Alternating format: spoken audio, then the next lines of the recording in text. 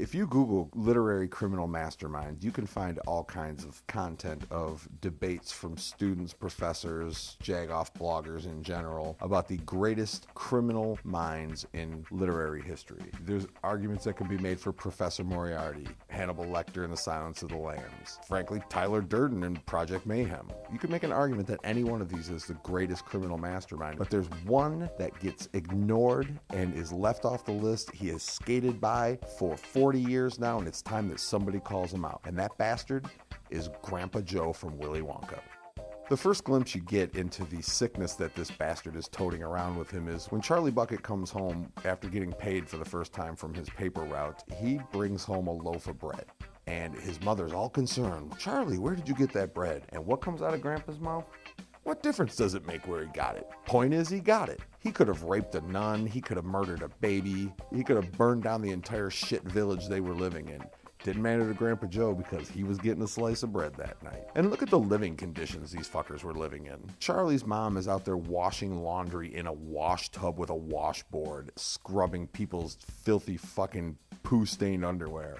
Charlie's got a paper route that he's running around buying food for the family. And what is Grampa Joe doing? He's laying in bed. He lets you know that he's been in bed for 20 years. Take a good look at Grampa Joe in that movie. He couldn't possibly be more than 65, which means he's been laying in bed since he was 45 years old. He's not crippled. He's not sick. He's a lazy fucker. Charlie comes home with the golden ticket, and what happens to this lazy prick? Within 5 seconds, he jumps out of bed, and suddenly he's singing and dancing like he could fucking move the whole time. He was more than willing to let them take care of his lazy ass while he laid in bed for 20 years. What was his ailment? Chronic fucking laziness.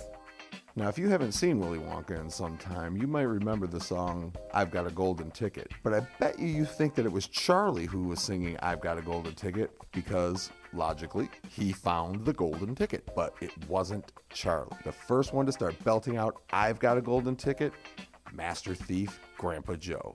He took possession of that fucker within 15 seconds of it coming into his home because he recognized the opportunity he had available here. Wonka has to be rich. I'm guessing he had visions of slices of bread running through his head. Grampa Joe gonna get him some. When they actually arrive at the factory for the tour, one of the first things Wonka has them do is sign the giant contract that he has on the wall. Almost every other one of the parents complains or has some sort of objection to signing the contract. But what does Grampa Joe say? Go ahead. What have we got to lose? Ask anybody in the legal profession and they will tell you that no one knows the law as well as a criminal. So Grampa Joe took one look at that giant fucking contract with the words, protects against floods, fire, frost, and frippery. He knew damn well that wasn't going to be enforceable. And the topping on the cake, none of the adults signed. It was all signed by the children. Every idiot knows the legal guardian has to sign for a child. Wonka was wasting his fucking time, and Grampa Joe went cha-ching, cha-ching, and once again, visions of loaves of bread go dancing through his head. When they first enter into the chocolate factory and Augustus Gloop is kneeled over and drinking out of the chocolate river, Charlie's concerned for his well-being and says, Grandpa Joe, look at Augustus. And what does Grandpa Joe say? Don't worry, he can't drink it all. There's not a thought in his head for that kid's safety because he could give a fuck. Augustus was the big fat kid, and all Grandpa Joe could think was, that motherfucker's gonna steal my marble rye. As they're touring through the invention room, they come across the room with the fizzy lifting drink. Two of the kids are begging for a taste of the fizzy lifting drink, and Wonka clearly says, it's too powerful, it's not ready yet, it's too dangerous. They walk away, and what happens? Does Charlie grab for the bottle and take a sip? Hell no. Grandpa Joe actually holds Charlie back from leaving the room and says, a little sip won't hurt us. Now they're flying through the air, having a good old time, not being the least bit concerned until they realize he fucked up and he's about to get chopped up by the fan. And what happens? He starts screaming and crying, yelling out for Wonka to save him. Every criminal knows the fucking system. They know how to work it. They know how to manipulate it in their favor. This is no different than the guy who breaks into a house and hurts himself and sues you for damages.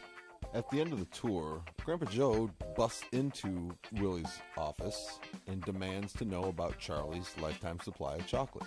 Willy Wonka then proceeds to tell them that they broke the rules and they're not going to be getting any chocolate. Grandpa Joe's reply? Rules? What rules? We didn't see any rules. He's already clearly forgotten about the contract that was signed in the beginning of the movie because he knew that contract wasn't any good anyway, so fuck it.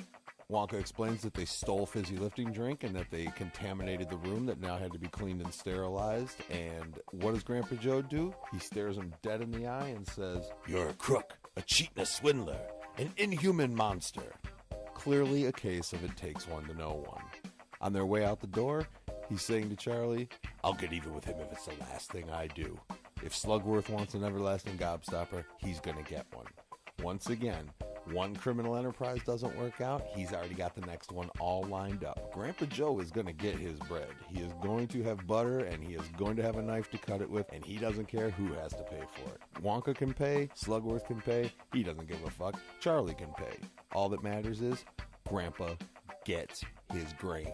One of the keys to being a truly successful criminal is recognizing an opportunity and seizing it. You can't hesitate, you can't wait. In Willy Wonka and the Chocolate Factory, Grandpa Joe saw his opportunity, and in the end, it wasn't 15 minutes after Wonka retired that Grandpa Joe moved into Wonka's office, kicked Charlie to the fucking curb, fired half of the Oompa Loompas, and changed the name on the sign to Grandpa Joe's fucking chocolate and bread shop. For my money, if I'm walking down a dark alley, I'll take on Professor Moriarty. Hannibal Lecter, he was an old fuck. I'm not sure how he was killing the people he was killing. He just was determined.